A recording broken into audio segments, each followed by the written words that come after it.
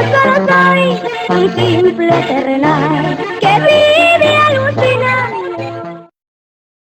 Durante el boom de cine slasher de principios de los 80s, impulsado por los clásicos filmes de matanzas con puñales y motosierras, hubo una avalancha de cintas que se inscribían de manera oportunista a este subgénero, siendo la de hoy, una que comenzó producción rápidamente, para aprovechar esta moda. Masacre en el Hospital, o Rayos X, de 1981, fue un filme de los alocados productores de Cannon Films, conocidos por sus estrafalarias películas de culto, y para esta, trajeron a un director también de Israel, llamado Boz Davidson, quien de hecho catapultó a Cannon al éxito, con su taquillera comedia fundadora de las gamberradas adolescentes en el cine, Barquillo de Limón, de 1978, rescatable sexy comedia juvenil un poco derivada de American Graffiti, pero aumentando los chistes sexuales descarados. Esta tendría un refrito en el 82, bajo el título de El último virgen americano, repitiendo director. La protagonista de Rayos X fue la Playmate superestrella,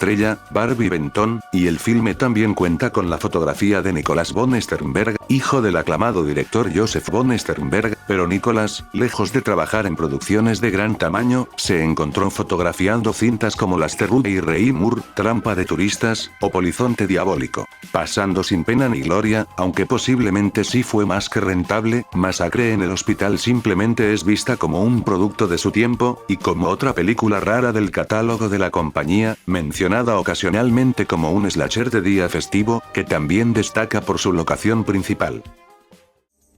En 1961, una jovencita, Susan, y su amigo, celebran el día de San Valentín solos en su casa, pero otro niño desconocido los vigila. El tímido plebe está enamorado de la chamaquita, y le confiesa su amor en una carta de San Valentín que deja en su entrada. Los chicos se burlan de su melosa muestra de amor, lo que enfurece al ex enamorado despechado, y desata su ira con el muchachito que acompaña a Susan, matándolo cruelmente. 19 años después, Susan, ya divorciada, con una hija y un nuevo novio también, busca los resultados de una prueba física en un hospital local. Sin embargo, diferentes peripecias escalan progresivamente, de manera inexplicable, manteniendo a la mujer dentro del hospital para tratamientos posiblemente innecesarios, en contra de su voluntad, y lo que empezó como un chequeo de rutina, se convierte en una masacre, pues un maniático suelto, suplantando a un cirujano, deja cadáveres por el lugar, buscando a Susan de manera imparable. Masacre en el Hospital es una agraciada,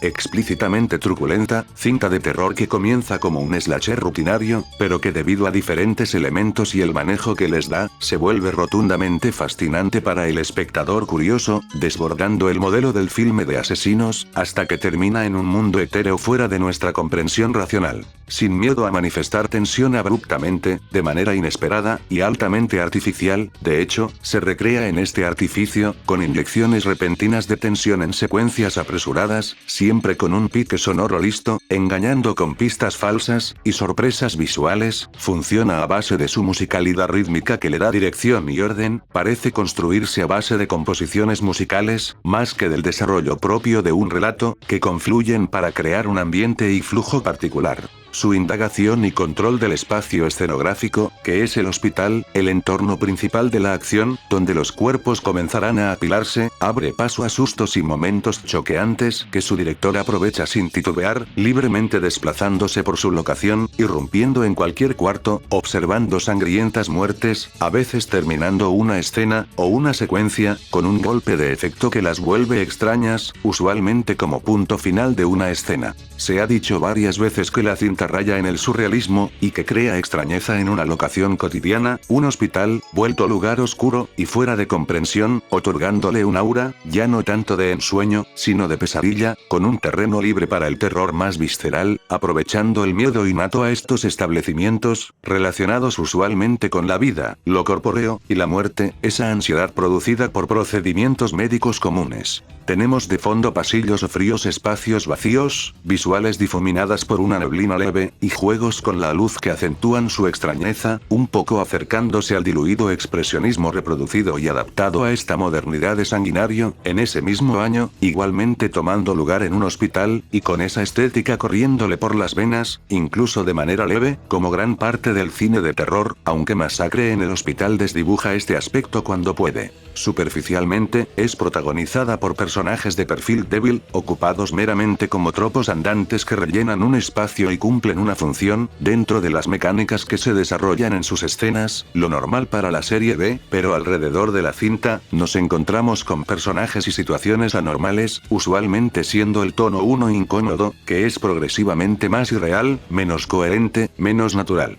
Como ejemplos tenemos a la incómoda secuencia de desvestimiento frente al doctor, insólitos encuentros con personajes, algunos fantasmales, en el hospital, como las 3 ancianas que irrumpen en las escenas, los exterminadores raritos, el inverosímil chiste de la hamburguesa sanguinolenta, que por inverosímil e hiperbólico, deja de ser solamente algo chusco, y por supuesto, las brutales muertes artificiales, que salpican sangre exageradamente. Para alcanzar este punto límite de rareza, era necesario extirpar la narración convencional, el realismo psicológico, y las interpretaciones naturalistas también estorbarían aquí, debido a que la dimensión del subconsciente, es puesta como la fuerza definitoria de la narración, explorando, de manera profunda y sin explicaciones, su propio mundo irracional. A pesar de que la película no toma, al menos no totalmente, la mera percepción de la protagonista, porque es un filtro muy débil en cuanto a la narración, ya que no necesariamente la tiene como eje central, aunque sí modula los eventos a ocurrir dependiendo de su ubicación, a veces en cuanto a sus emociones, obligándola a pasar por una casa de los sustos interminable, pero se desancla de ella muchas veces. En otras ocasiones, incluso se toma el literal punto de vista del asesino, con planos subjetivos recorriendo el hospital, aunque esto es probablemente para volver más dinámica y variada la narración, omniscientemente variando entre perspectivas, como bien lo hicieron otros slashers anteriores. Como en muchas de las películas de Cannon, y esto es algo que se aprecia incluso en sus películas de terror, se destruye la sutileza, y se incrementa la insistencia en la necesidad de pertenecer a un género, de seguir los reglamentos de estos, tenerlos como material principal, así como utilizar las herramientas que éste proporciona de manera creativa, se vuelve la prioridad principal, conjurando su iconografía, repitiendo secuencias, imágenes y entornos ya conocidos del género, moldeando estos componentes para producir, de manera directa, las emociones básicas necesarias para el género, y poder obtener sus propias exploraciones formales, que al final del día, esto es lo que hace el buen cine de género. Algo así ocurría con las cintas de acción que le dieron a la compañía su fama, englobaban todo lo perteneciente al género, permitiendo así, un desfile delirante de situaciones, escenas, e imágenes, que se inscriben a un tipo de película reconocible, pero depurándolas, esto ocurre en Masacre en el Hospital, volviendo a la cinta un mundo dictaminado solo por las reglas y el envase del género de asesinos, un clima creado por sus instrumentos, sin pretensiones de realismo, pisándole los talones a los cineastas de género italianos, que se movían por los mismos parajes.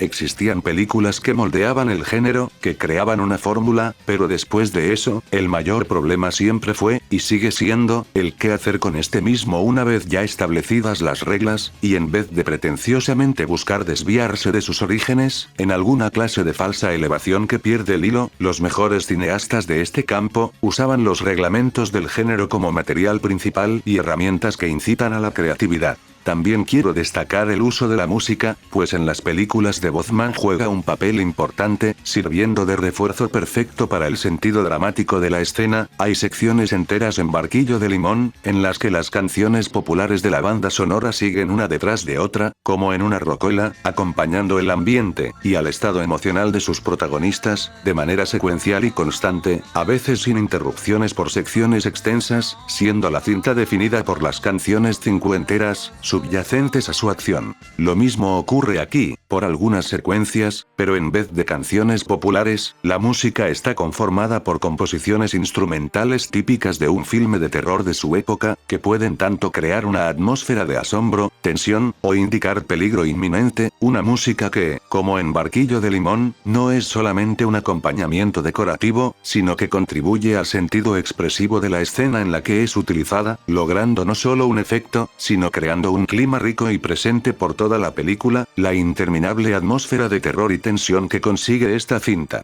Al final, Masacre en el hospital, a pesar de no ser muy especial, sí refleja la inteligencia y creatividad con la que se manejaba al cine de género, siendo esta una experiencia constante de un proceso estirado de suspense y curiosidad, sin un gramo de pretensiones malintencionadas forzosamente aplicadas, lo que al final, la vuelve mucho más interesante y profunda, que invita a disfrutar de su exageración y estímulos, creando un ámbito donde lo irracional puede brillar. Por eso, aunque sea subestimado, el cine de serie B nunca morirá.